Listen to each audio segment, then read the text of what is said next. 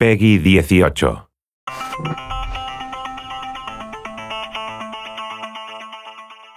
Why are Nazis the ultimate enemy? In a way, they represent evil, and for us, I mean, when you play a Wolfenstein game, you basically play against monsters or the symbols of evil. So I think they are, yeah, it's a really good enemy. Show me your identification papers, please. But you also said that you bumped them up a bit. In the past, we've talked about how your Nazis are already larger than life. So what does that mean?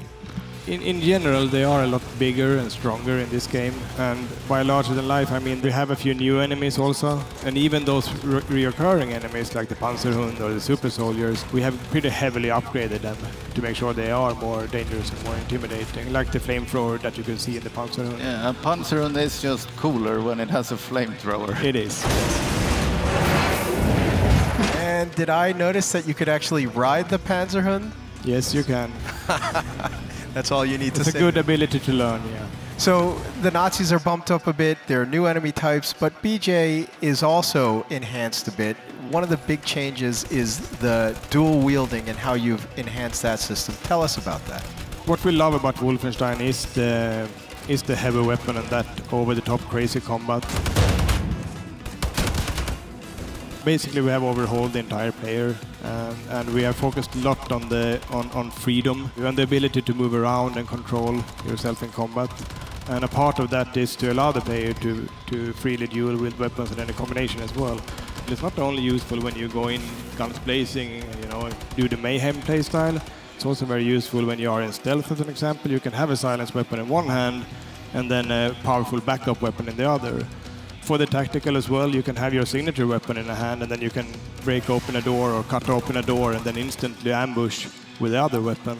So there are a lot of good combinations that allows you to use properly for each gameplay style, basically. Do either of you have a favorite current way? I know things change any day that you might be testing your own game, but a favorite current way to play? Jens always plays the dual-wield shotguns. Guns plays. The heavier weapons, the better. I'm not so much for the nuance. Speaking of an unnuanced weapon, you also introduced the hatchet. It's the new melee weapon. Why a hatchet first? Because there's a fictional reason as well, or there's a story-based reason as well for the hatchet being. For me, the main reason was to have something that's a little bit more powerful than the knife we had in the order. So it makes a little bit more sense now when the enemies are a bit bigger as well. It's just a bit more powerful to take an enemy down with the hatchet. Also to throw the hatchet, of course.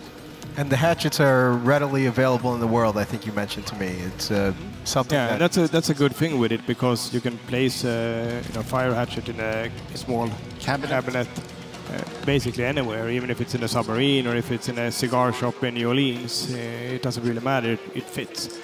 So there will be a lot of hatches to find.